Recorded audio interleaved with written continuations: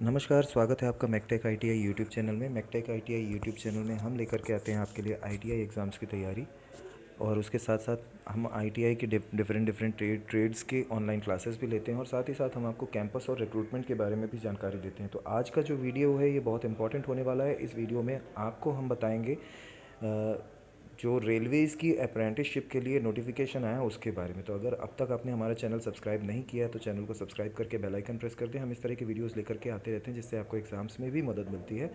तो वीडियो को अगर पसंद आए तो वीडियो को लाइक करें, दोस्तों के साथ शेयर करें, और साथ ही साथ चैनल को अपना प्यार देते रहें। और देर न करते हुए चलते हैं सीधे हम गूगल की तरफ।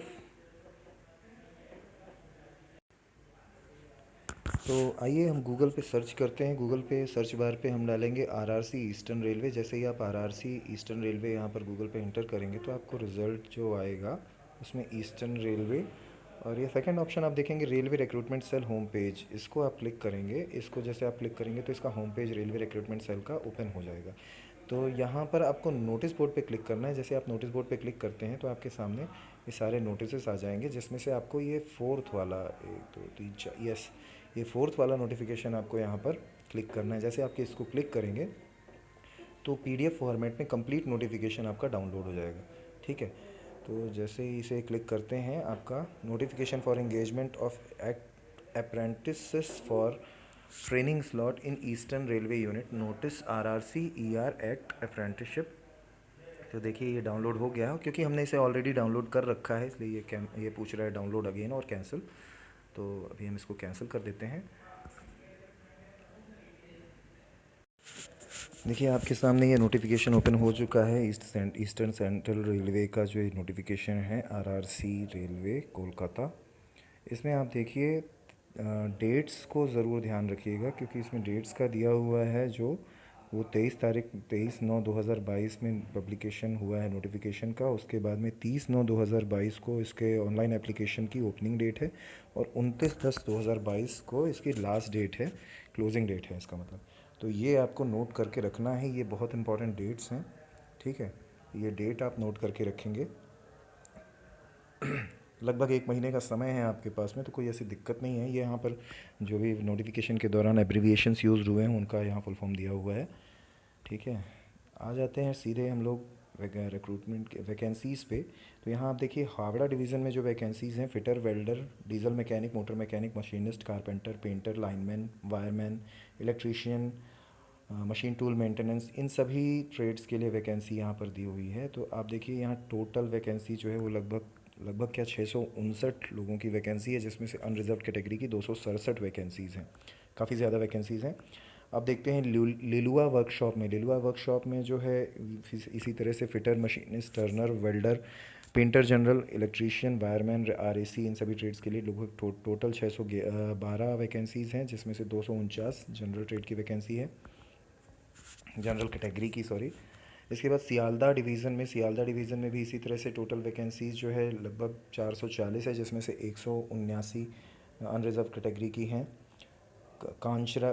कांचरापारा वर्कशॉप में भी इसी तरह से fitter, welder, electrician, machinist, wireman, carpenter, painter general, इन सभी की टोटल 187 वैकेंसीज़ हैं। मालदा डिवीज़न में भी इसी तरह से 138 वैकेंसीज़ हैं।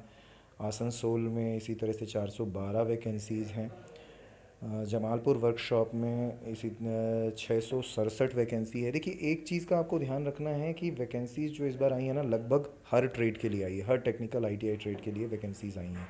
तो अप्लाई ज़रूर कीजिएगा। अप्लाई करने के लिए मैं बार बार इसलिए कह रहा हूँ क्योंकि अब जो है अप्रेंटिस करना आईटीआई के बाद आपका ज़रूरी है, और अप्रेंटिस जब आप करते हैं तो जो काम आप सीख लेते हैं वो आपके लाइफ टाइम काम में आने वाली चीज़ है।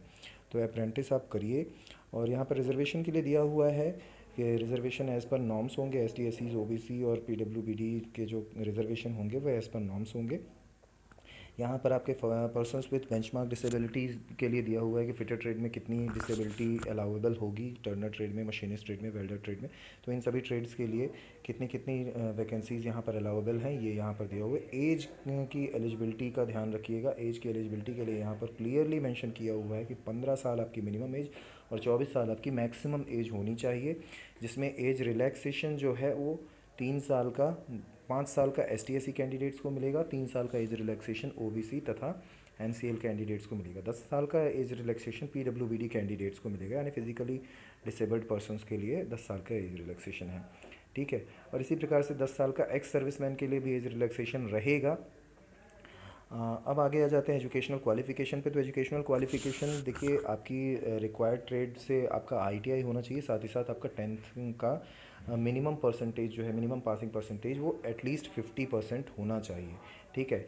अब ये जो क्वालिफ़िकेशन है ये आपका 10th इन केस जो जो जिन जिन ITI ट्रेड्स में 10th पास होना ज़रूरी है, उन ट्रेड्स में 10th और ITI रहेगा। और जिन ट्रेड्स में 8th पास, जैसे वेल्डर ट्रेड हो गया, शीट मेटल वर्क हो गया, लाइनमैन हो गया, वायरमैन, कारपेंटर, पेंटर जनरल, ये ट्रेड ऐसी ट्रेड है जिनमें कि 8th क्लास के कैंडिडेट्स जो हैं अप्लाई करते हैं और ITI करते हैं। तो इनमें जो मिनिमम क्वालिफिकेशन होगा वो 8th क्लास होगा, ठीक है। 8th क्लास और NCVT या SCVT से ITI। फिर उसके बाद में आपका मेडिकल टेस्ट होगा, मेडिकल फिटनेस आपका बनेगा। मेडिकल फिटनेस के बाद में फिर आपको डॉक्यूमेंट वेरिफिकेशन के लिए बुलवाया जाएगा। सिलेक्शन क्राइटेरिया है, सिलेक्शन क्राइटेरिया आपका जो होगा वो मेरिट बेस पे होगा।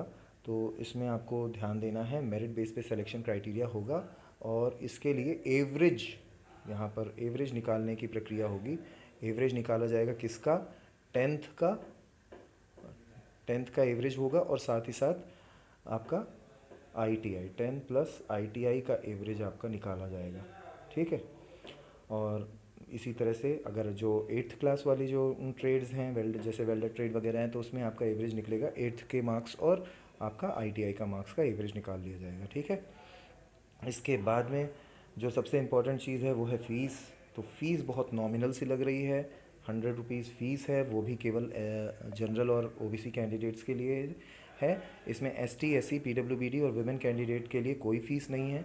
तो फ़ीस बहुत नॉमिनल है, भरिए ज़रूर, फॉर्म ज़रूर भरिए, क्योंकि देखिए एग्ज़ाम के लिए जब आप अप्लाई करते हैं ना, तो आपको उसमें सीखने को बहुत कुछ मिलता है। आपको पता चलता है कि किस प्रकार के से कौन कौन से एरिया का किस तरह का वर्किंग कल्चर है, किस तरह का सिलेक्शन मोड ऑफ सिलेक्शन है, किस तरह से आपका क्या क्या आपको चीज़ें फेस करनी पड़ेंगी, सारी चीज़ें देखना बहुत ज़रूरी है लाइफ में, ठीक है। तो आप अप्लाई कीजिएगा, ऑनलाइन अप्लाई करिएगा। ऑनलाइन अप्लाई करने के लिए वेबसाइट यहाँ पर ये दी हुई है, www.rrcer.com,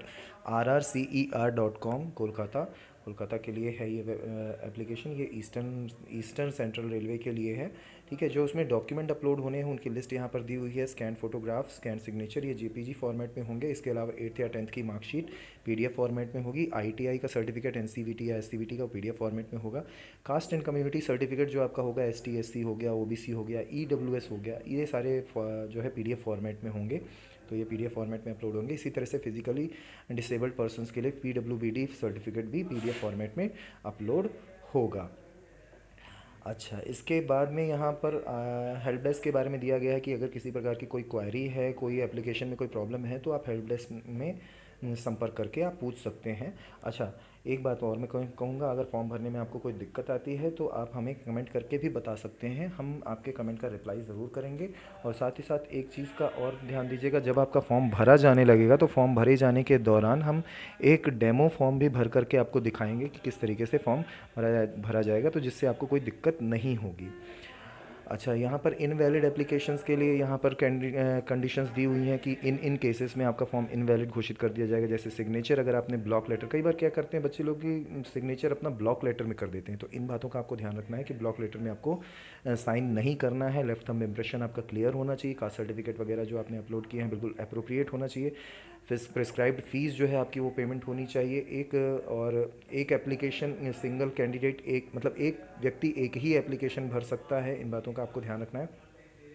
अब सबसे बड़ी बात कि ये भरना क्यों ज़रूरी है। भरना ज़रूरी इसलिए है क्योंकि आपको कुछ दिन पहले अभी एक नोटिफिकेशन मिला होगा कि ITI के बच्चे ही, जिन्होंने अप्रेंटिस कर रखा है, ITI के बच्चे ही जो है वो रेलवेज़ की ग्रुप डी की वैकेंसीज़ पे भर पाएंगे।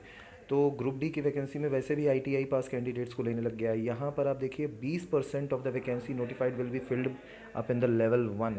इसमें जो आप देखिए, जो भी बच्चे अप्रेंटिसशिप कर रहे हैं उनको 20% अप्रेंटिसशिप किए हुए कैंडिडेट्स को ही ग्रुप डी वैकेंसी में यहाँ पर रिजर्वेशन मिलेगा। तो इस बात का आप लोग को ध्यान रखना है कि इससे फ़ायदा बहुत है। आप यहाँ से जब अप्रेंटिसशिप करके निकलेंगे तो आपको फ़ायदा है रेलवेज़ में वैकेंसीज़ का। रेलवेज़ में जब वैकेंसीज़ जो आएंगी, ग्रुप डी की भी वैकेंसी जो आएंगी, तो उसमें भी आपको इसके लिए एक तरह का बेनिफिट आपको मिलेगा। ठीक है।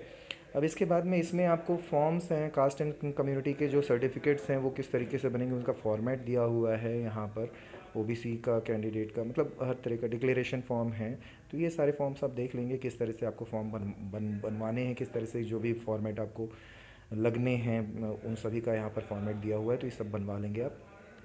उम्मीद करते हैं ये जानकारी जो हमने आपको दी है ये आपके काम की होगी। और यदि आपको ये वीडियो अच्छा लगा तो वीडियो को लाइक करें, दोस्तों के साथ शेयर करें, साथ ही साथ चैनल को अगर अब तक सब्सक्राइब नहीं किया तो सब्सक्राइब कीजिए, क्योंकि इस तरह के वीडियोस हम लेकर के आते रहेंगे जिससे आपको आगे आपके फ्यूचर के लिए मदद मिलेगी।